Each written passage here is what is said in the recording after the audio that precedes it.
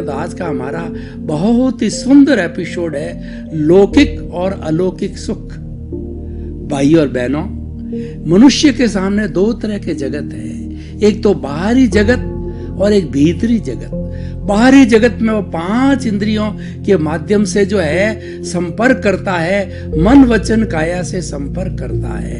5 इंद्रियां कौन कौन सी? स्पर्शन रसन घ्राण चक्षु श्रोत्राणि इंद्रियाणि। स्पर्श इंद्रिय से वह किसी चीज को जो है स्पर्श करता है, रसन से जो है वह खाता है और रस का अनुभव करता है, बोलता है, और घ्राण इंद्रिय से सूंघता है, दुर्गंध और सुगंध को, और चक्षु से वो अच्छे और बुरे चित्र देखता है, और श्रोतेंद्रिय से जो आवाज आ रही होती है उसको सुनता है।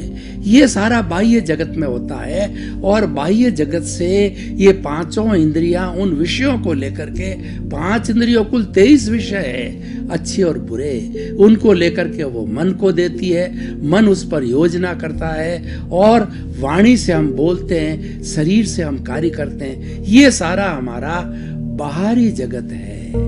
और एक भीतरी जगत होता है, वो अध्यात्म का जगत होता है, वो प्रभु का जगत होता है, वो आत्मा का जगत है। वहाँ शांति है, वहाँ अक्षर सुख है, वहाँ आनंद है, और वहाँ पर हमें सत्य की अनुभूति होती है। और सच्चाई जाननी हो तो भीतर के जगत में जाना पड़ता है।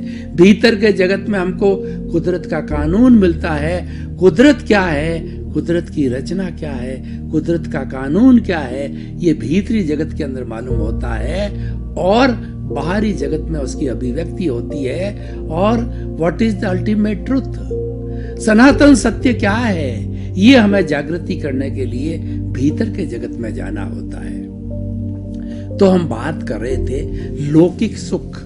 लौकिक सुख है वो पदार्थों से मिलता है, क्योंकि बाहर का जगत सब पदार्थ का जगत है, वो मेटेरियलिस्टिक जगत है, वो भौतिक जगत है और जड़ का जगत है। जड़ वह होता है जिसमें वर्ण होता है, गंध होता है, रस होता है, और स्पर्श होता है, और गलन मिलन धर्मा होते हैं।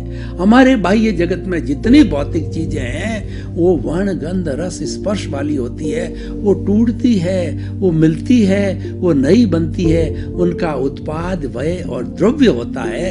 लेकिन उत्पाद और व्यय, उत्पाद का मतलब वो उत्पन्न होती है नए रूप के अंदर। तांबा जो है वो पीतल बन जाता है, वह उसका उत्पाद कहलाता है, और पीतल से वापस तांबा बनता है तो उसका व्यय कहलाता है। लेकिन दोनों स्थितियों के अंदर वो मेटल है, वो द्रव्य कहलाता है। ये हमारी बाह्य जगत और वस्तु की परिभाषा होती है। अब लौकिक सुख क्या होता है? जो पदार्थों से मिलने वाला है वह लौकिक सुख कहलाता है। भोजन का सुख, सोने का सुख, पद का सुख, प्रतिष्ठा का सुख, मकान का सुख, गाड़ी का सुख, धन का सुख, दौलत का सुख, संतान का सुख, ज्वेलरी का सुख, बैंक बैलेंस का सुख। कितने सुख गिनाऊं आपको? जितने भी बाह्य जगत के भौतिक सुख है वो सारे हमारे लौकिक सुख कहलाते हैं। लेकिन ये लौकिक सुख टेम्परेरी है, ये कुछ समय तक रहता है।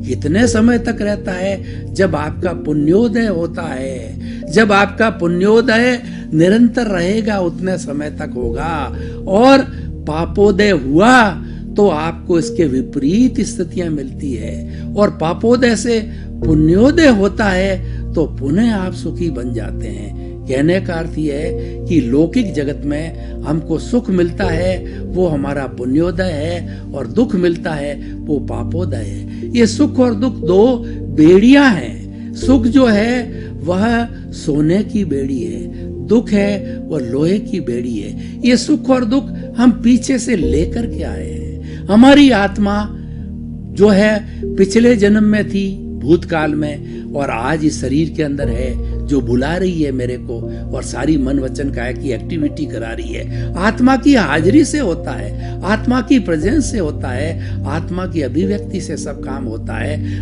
वरना मन वचन काया तो जड़ है, शरीर जड़ है, ये कुछ नहीं कर सकता। जब आत्मा इसमें से निकल जाती है तो राम नाम सत होता है और इस जड़ को जला दिया जाता है। आत्मा होती है तो मिश्र चेतन होकर के इंद्रियां, मन, बुद्धि, चित्त, अहंकार, कषाय, क्रोध, मान, माया, लोभ, ये सभी जो है वो काम करने लग जाते हैं। अहंकार चार्जिंग होता है, अहंकार डिस्चार्जिंग होता है। ये मूल आत्मा की हाजिरी से होता है। अहंकार को हम जो है प्रतिष्ठित आत्मा कहते हैं।